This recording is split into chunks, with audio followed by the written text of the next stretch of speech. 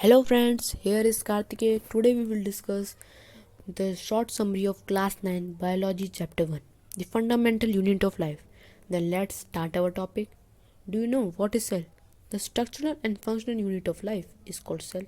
मतलब लाइफ की एक स्ट्रक्चर और फंक्शनल यूनिट को हम सेल कहते हैं. Let us discuss discovery of cell. मतलब सेल की डिस्कवरी कैसे हुई. Cell was discovered by Robert Hooke in 1665. He discovered cell while examining the thin slice of cork under self-filled microscope. During his observation, he saw many small compartments, termed these as cell, meaning small rooms. But the cell discovered by Robert Hooke is dead cells. मतलब sales को discover किया Robert Hooke ने 1665 में. उसने एक slice of Kock को अपने self made microscope में एग्जामिन किया. उसने अपने ऑब्जर्वेशन में देखा कि वहाँ बहुत सारे कंपार्टमेंट्स, छोटे छोटे बहुत सारे कंपार्टमेंट्स हैं, जिसको उसने टर्म दिया सेल. सेल का मतलब है फिर स्मॉल रूम्स. लेकिन जो रॉबर्ट हुक ने सेल डिस्कवर किया था वो डेड सेल था. Let us discuss types of cell. There are two types of cell, prokaryotic cell and eukaryotic cell. What are prokaryotic cell? These are primitive cells, lack well-defined nucleus. What are eukaryotic cells? They are advanced cells. They have well-defined nucleus with nuclear membrane.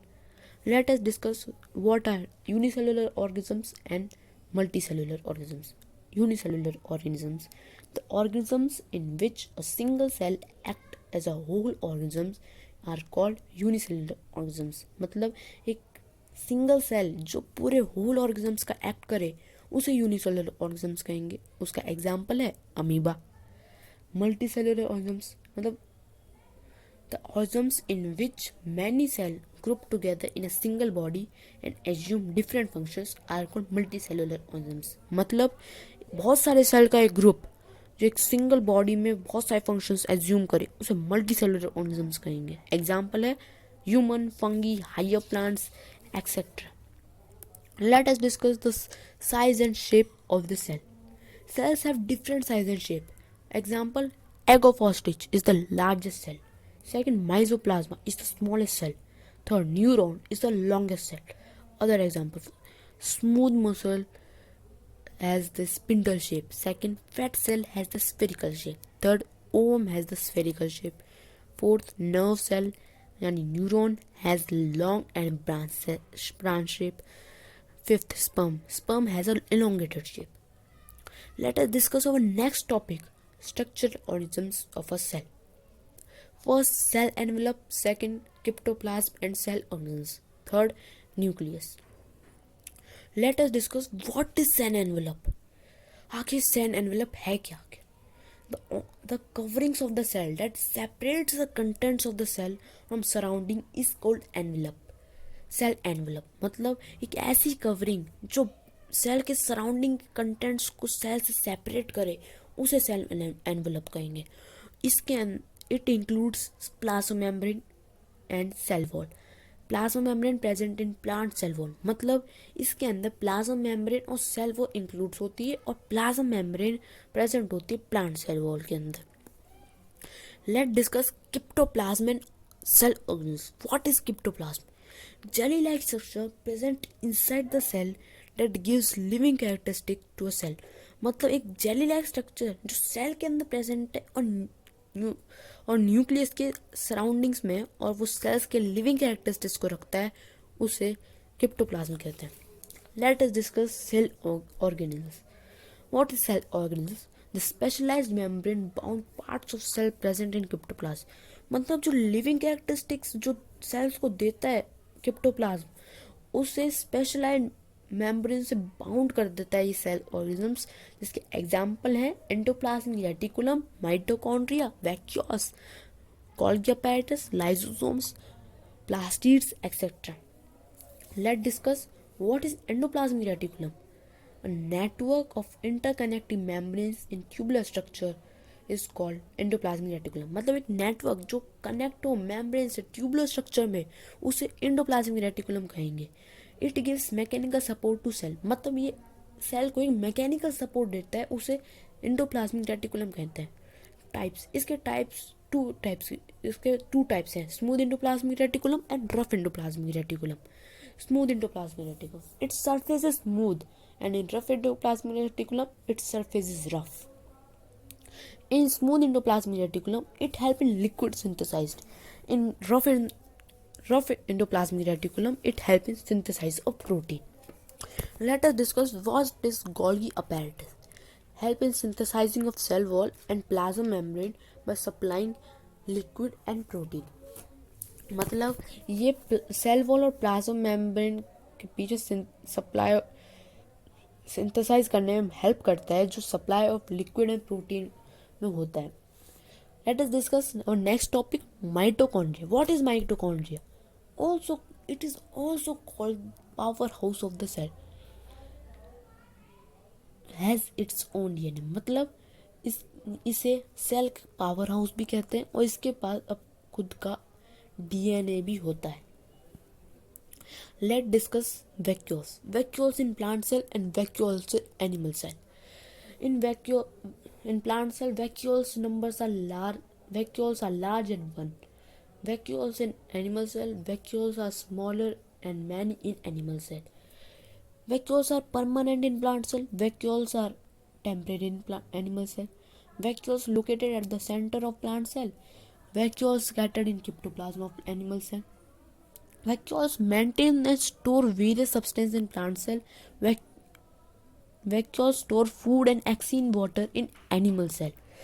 मतलब plant cell में vacuoles बड़े और एक होता है और animal cells में vacuoles छोटे होते हैं और बहुत ज़्यादा होते हैं. वैक्यूल्स प्लांट सेल में परमानेंट होते हैं और वैक्यूल्स एनिमल सेल में टेम्परेरी होते हैं. वैक्यूल्स प्लांट सेल के सेंटर में होते हैं और वैक्यूल्स एनिमल सेल के क्रिप्टोप्लाज्म में कहीं पे भी होते हैं. और वैक्यूल्स बहुत सारे वेरियस सब्सटेंस को स्टोर करते हैं और प्लांट सेल में और एनिमल सेल में वैक्यूल्स सिर्फ फूड और एक्सीन वाटर को स्टोर करते हैं. Let us discuss lysosomes. It is also known as suicide bag of the cell because if cells gets damaged then its content is capable of damaging its own cell, then it is known as suicide bag. मतलब इसे suicide bag, cell का एक suicide bag भी कहते हैं क्योंकि अगर cell कहीं से डैमेज हो जाए तो उसका कंटेंट इतना कैपेबल है कि वो पूरे सेल को डैमेज कर दे, उसे सुसाइड, इसलिए उसे सुसाइड बैग कहा जाता है. Let us discuss plastids. What are plastids? First, it is only present in plant cell. Second, it has its own genetic material. मतलब प्लास्टिड सिर्फ प्लांट सेल में प्रेजेंट होते हैं और इसके पास इसका खुद का जेनेटिक मटेरियल होता है. There are 3 types of plastids, chloroplast, chromoplast, leucoplast. Let discuss chloroplast. What is chloroplast? Green colour, it is green color plastids. It help in photosynthesis, located in leaves. मतलब ये एक ग्रीन कलर प्लास्टिड है, ये photosynthesis में help करता है और ये लीव्स के अंदर पाया जाता है. Let us discuss chromoplast. Coloured plastid other than green. मतलब ये ग्रीन से ये कलर प्लास्टिड है लेकिन ये ग्रीन जैसा नहीं है. It help in pollination by giving colour to flower petals. मतलब ये पॉलिनेशन में हेल्प करता है अपने कलर देके फ्लावर पेटल्स को. Leucoplast. Colourless plastids help in storage of food, located in edible parts of food. मतलब ये प्लास्टिड कलरलेस, मतलब इसका कोई रंग नहीं है और ये फूड के स्टोरेज में हेल्प करता है और ये फ्रूट के मतलब कई पार्ट्स में पाया जाता है. Nucleus. It is double membrane spherical structure situated generally at the centre. मतलब एक डबल मेम्ब्रेन स्फेरिकल स्ट्रक्चर यानी एक डबल मेम्ब्रेन का एक गोलाकार का स्ट्रक्चर जो सेल के जनरली सेंटर में पाया जाता है उसे न्यूक्लियस कहते हैं. इसके कई सारे पार्ट्स हैं, nuclear membrane, nuclear pores, nucleoplasm, chromatic network and nucleus. Let us discuss nuclear membrane. The membrane that cover the nucleus is known as nucleoplasm. Nuclear membrane मतलब जो मेम्ब्रेन न्यूक्लियस को cover करे उसे nuclear membrane कहते हैं और जो membrane cell को कवर करे उसे सेल मेम्ब्रेन कहते हैं. Nuclear pores. Tiny pores present in nuclear membrane and help in exchange of substance between nucleus and cytoplasm. मतलब tiny pores जो न्यूक्लियर मेम्ब्रेन में होते हैं, जो न्यूक्लियर मेम्ब्रेन प्रेजेंट होते हैं और वो न्यूक्लियस और क्रिप्टोप्लास्ट के बीच में सब्सटेंस का एक्सचेंज होता है ना, उसमें हेल्प करते हैं.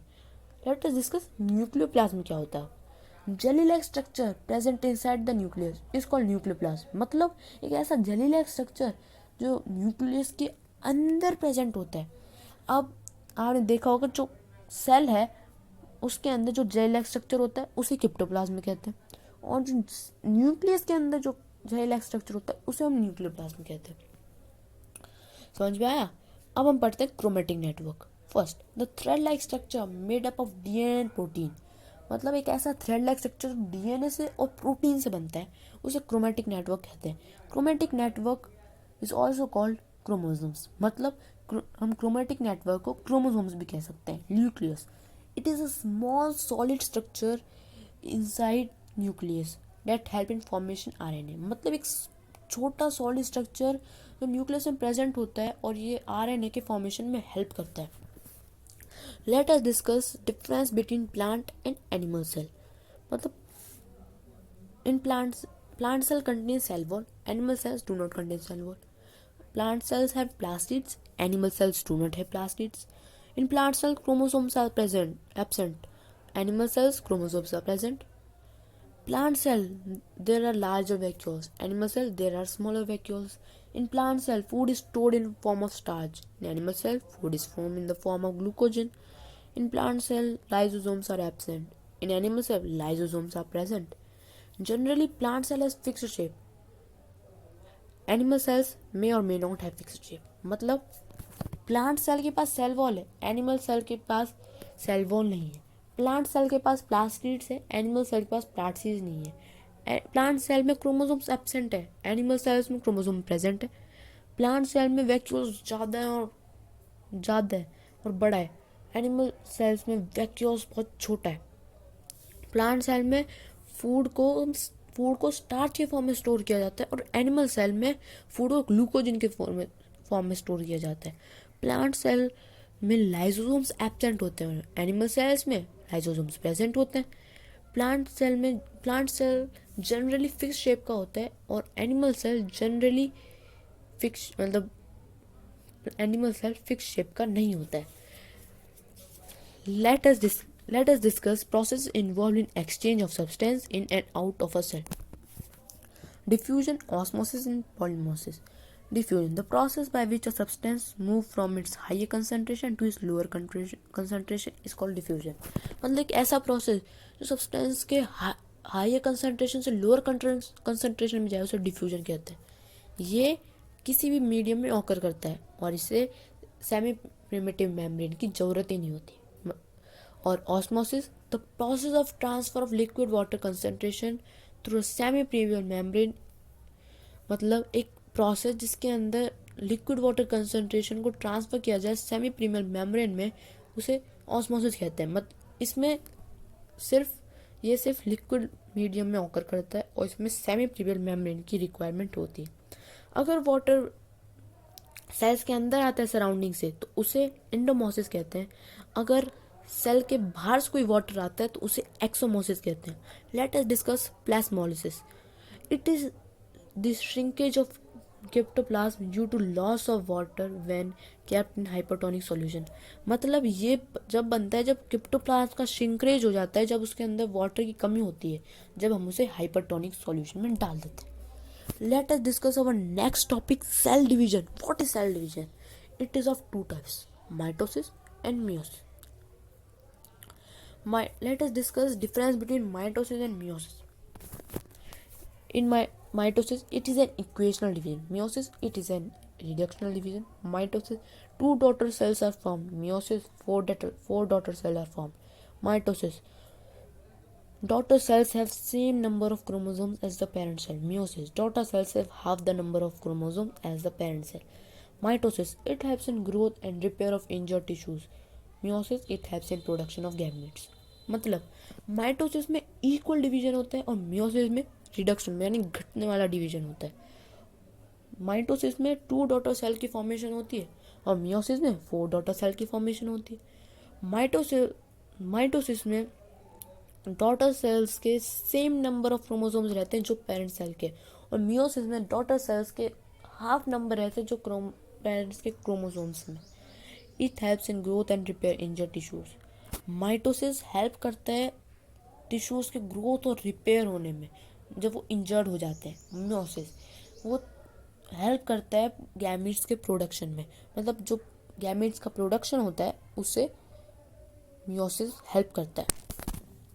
अगर आपको ये वीडियो समझ में आई हो तो प्लीज़ हमारे चैनल के साथ बने रहें और हमारे चैनल को सब्सक्राइब करें। Thank you and have a nice day.